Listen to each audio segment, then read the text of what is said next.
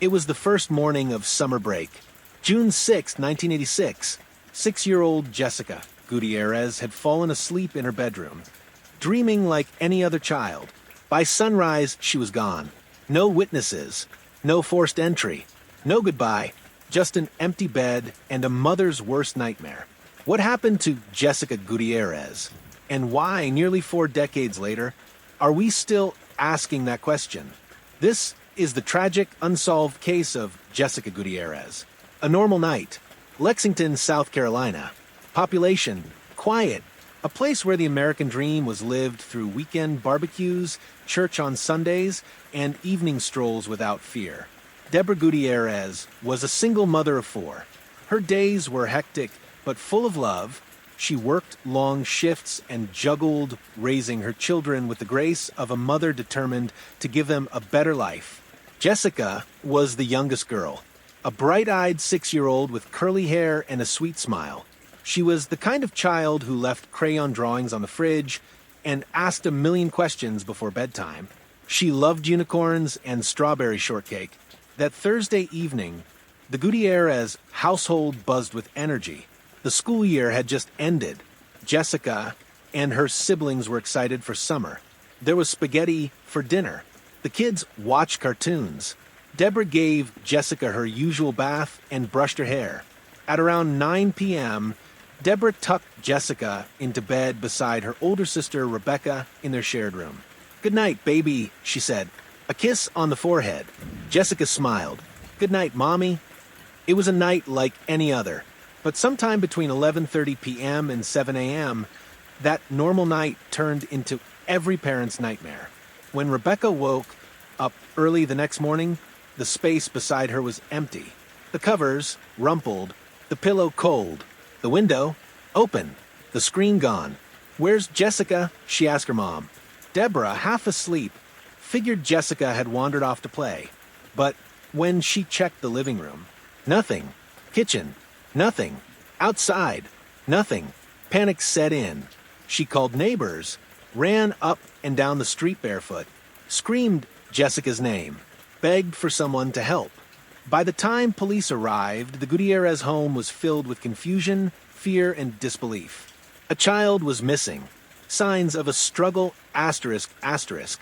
Detectives entered the bedroom Jessica had shared with her sister. What they saw didn't scream runaway. There was no child-sized trail of footsteps, no small handprints on the window. But what they did find was disturbing. The window screen was missing, not simply removed, but hidden beneath the house. A section of the carpet near Jessica's bed was pulled up at the corners. A tiny fragment of fiberglass, possibly from a car or camper, was found just outside the window. Jessica's favorite shoes were still by the door, her blanket untouched. Most haunting of all, Rebecca's account. She told police she saw a man with magic powers take Jessica through the window during the night.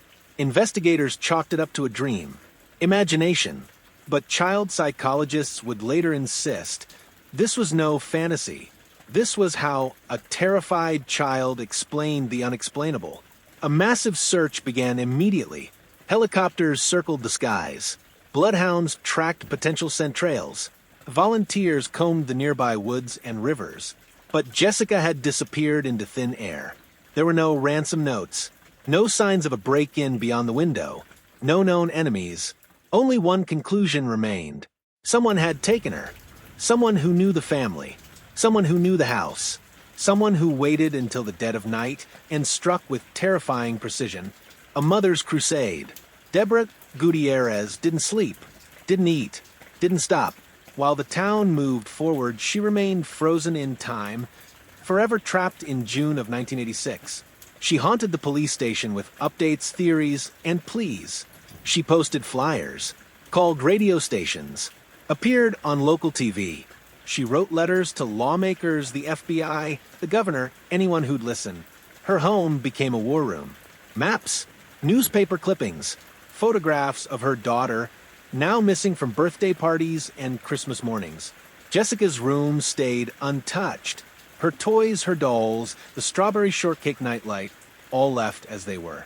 But behind Deborah's determination was another emotion: rage.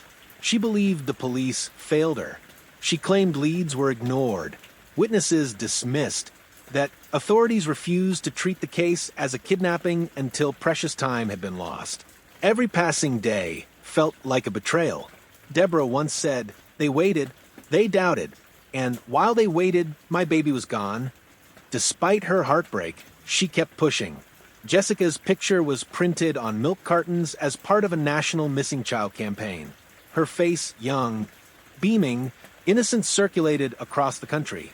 Strangers wrote letters of support. Others offered false hope. But still no answers. No justice. Suspicions. As the investigation dragged on, one name kept surfacing: Frank Ruggiero. Frank was Deborah's former boyfriend, a man with a violent past and a short temper. Their relationship had ended months before Jessica vanished. Deborah alleged he had threatened her, that he stalked her, that he said, "If I can't have you, no one will." Even more chilling, Frank had once told Deborah, "I'll take what matters most to you." Investigators questioned him. He denied everything, said he hadn't seen Jessica in months, provided an alibi, but there were gaps, holes.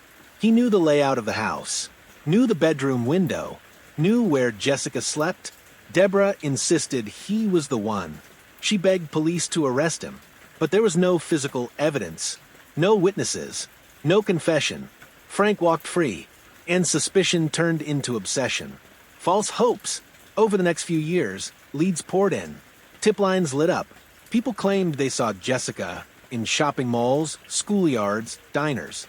Some even swore they spoke to her, that she remembered her name.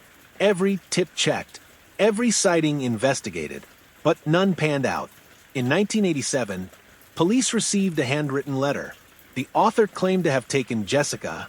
He described the layout of the bedroom, the window, even the removed carpet.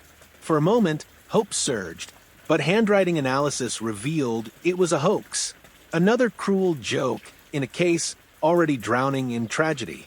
Psychics contacted Deborah, offering visions of where Jessica might be. One said she was near water, another buried in the woods, another still alive in a different state. Each was a dead end. The years passed. Jessica's siblings grew older. They moved on with life, jobs, families, their own children.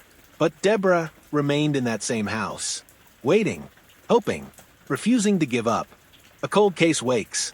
For decades, Jessica's case sat cold. Files gathered dust. Evidence was boxed.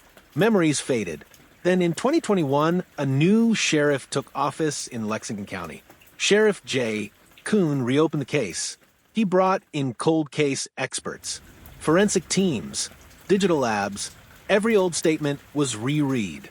Every piece of evidence re-examined. And then they found something. Frank Ruggiero, now imprisoned on unrelated charges, had allegedly made several jailhouse confessions over the years. He had told cellmates he took a little girl once, described the window, the carpet, said she would never be found. Authorities pulled prison tapes, interviewed informants, built a new case, and finally, in January 2022, nearly 36 years after Jessica vanished, Frank Ruggiero was charged with her kidnapping and murder. It was a monumental breakthrough, but still no body, no forensic evidence tying him to the scene. Frank pleaded not guilty. The trial loomed. Would justice finally come? The painful present. Today, Jessica Gutierrez would be a grown woman, a mother, perhaps, a teacher, an artist. Instead, her memory lives in photo albums and fading dreams. Her siblings, now adults, still remember her laughter, her little voice, the way she clutched her blanket when scared. Deborah, now older, weary, still calls herself Jessica's mom. She never remarried, never left the house, never stopped waiting. Frank Ruggiero remains behind bars, awaiting trial. A man at the center of a case that shattered a family. Yet, the biggest question remains. Where is Jessica? Until that question is answered, there is no closure, no peace, just a scar that refuses to heal. If you have any information, no matter how small, please contact the Lexington County Sheriff's Department. Justice delayed is not justice denied. Let Jessica come home. Screen fades to black. Contact information appears. Ominous music fades out. Unsolved, unforgiven, unforgotten. This was the story of Jessica Gutierrez.